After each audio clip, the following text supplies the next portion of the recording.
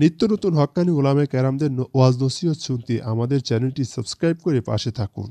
মহিলারা কবরের পাশে দাঁড়ায় কবর জিয়ারত করতে পারবে কিনা? কবরস্থানের পাশে দাঁড়িয়ে কবরবাসীকে সালাম পেশ করলো, এটা করতে পারবে। এমনকি কবরস্থানে গিয়ে জিয়ারত করতে পারবে কিনা এটা নিয়ে ওলামাদের মধ্যে ইখতিলাফ আছে। অনেক ইমামরা বলেছেন যে বেশি বেশি করার ব্যাপারে হাদিসে নিষেধ আসছে, লানাল্লাহু যাওয়ারাতিল কুবুর আসছে, মাঝে মধ্যে গেলে অসুবিধা নাই। অনেকে বলেছেন যে নিয়ন্ত্রণ করতে পারলে, ফিতনার মুক্ত থাকতে পারলে তার জন্য করা যায় আছে।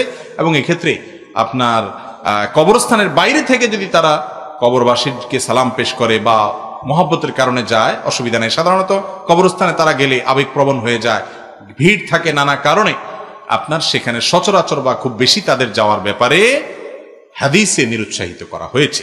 এরপরে প্রশ্ন হলো, মসজিদে ছোট বাচ্চারা আসলে যদি কথা বলে বা হাসে, নামাজের পরে কি তাদের ধমক দিয়ে বের করে দেওয়া উচিত হবে? না, মোটেই উচিত হবে না, জায়েজ হবে না। কোনো বাচ্চা মসজিদে আসলো, হাসাহাসি করলো, একটু দুষ্টামি করলো, ধমক দিয়ে তাকে মসজিদ থেকে বের করে দিলে আপনার এটা জায়েজ হবে না। কেন? কারণ ছোট বাচ্চা, আল্লাহ তাআলা পর্যন্ত তার কি করেন নাই, কোনো হিসাবের খাতা এখনো খোলেন নাই। আপনি আল্লাহরও চাইতেও কঠোর হয়ে যাবেন। আল্লাহ সৃষ্টিকর্তা, আপনি তো সৃষ্টি, আপনি কে? আল্লাহর ঘর, আল্লাহ পর্যন্ত তার গুনার খাতা লেখেন, আপনি ধমক দিয়ে বাইর করে দেওয়ার কে? বড় জোর ডাকার পর তারা বুঝাইতে পারেন যে বাবা, ছোট মানুষ তুমি, নামাজের সময় দুষ্টামি করতে হয় না, বুঝাই দিবেন তারা সুন্দর করে। বুঝানোর পরে আবারও দুষ্টামি করে, করুক, আবার সহ্য করবেন। একটু ভালো করে শুনে রাখেন, ছোট পোলাপানের দুষ্টমি নামাজের মধ্যে এটা সহ্য করাটা সুন্নত। এটা সহ্য করাটা কি সুন্নত।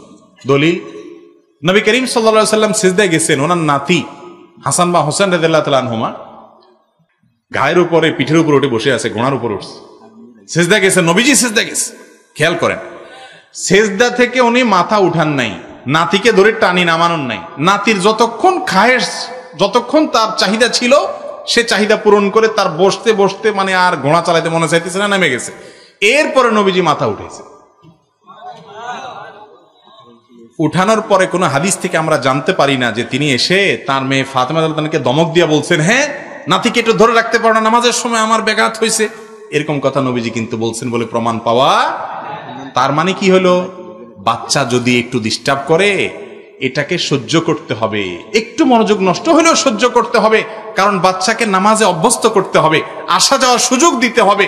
হ্যাঁ, কিছু বাপ মা আছে ছোট ছোট একেবারে 3 বছর 2.5 বছরের বাচ্চা মসজিদে নিয়ে আসলো, নিয়ে আসার কারণে সে নামাজের কিছুই বোঝে না, অন্যদের ডিস্টার্ব করলো, এটা অবশ্যই দোষণীয়। তবে এটার জন্য বাচ্চাকে ধমক দেওয়া যাবে না। বাচ্চার বাপরে ডেকে পারলে একটু সুন্দর করে নরমে গরমে বুঝাই দিবেন যে এই বাচ্চা মসজিদে আনি লাভ কি, 6 বছর 7 বছর 5 বছর যারা মোটরে নামাজ বোঝা শিখছে, এই বছর বাচ্চাগুলোকে আনবেন এবং তারা দুষ্টামি যেন না করে। তার মানে এই না যে দুষ্টামি করতে দিবেন, সহ্য করা যাবে, সুন্নাত মানে হলো তাদের দুষ্টামি করতে না। আপনি টাইট দেওয়ার পরেও তারা দুষ্টামি করবে, টাইট দিবেন, ঠিক রাখবেন, আশেপাশে রাখবেন যাতে দুষ্টামি না করে। তারপরও যদি করে একটু সহ্য করবেন। অনেক বাচ্চা আছে যারা মুরব্বীদের ধমকের চোটে এই বেচারারা মসজিদে আর আসতে চায় না। তারা মনে করে মসজিদে সবচেয়ে ডাকাত কিসিমের মানুষগুলা থাকে, গেলে যেই ধমক মারে, এগুলা উচিত না। আল্লাহর ঘর থেকে কাউকে ধমক দিয়ে বের করা এটা উচিত না। বাচ্চা মানুষে বুঝে না, হজম করতে হবে, সহ্য করতে হবে, চেষ্টা করবো তো ইনশাআল্লাহ তার বাবাদেরকে আমরা বুঝাবো। বন্ধুরা, ভিডিওটি আপনারা দেখলেন, ভিডিওটা কেমন লেগেছে অবশ্যই আমাদেরকে কমেন্ট করে জানিয়ে দিবেন, আর অবশ্যই ভিডিওতে একটা লাইক দিবেন। আর আমাদের চ্যানেলে নতুন দর্শক হয়ে থাকলে তাহলে চ্যানেলটি সাবস্ক্রাইব করে পাশে থাকা বেল বাটনটি বাজিয়ে দিবেন।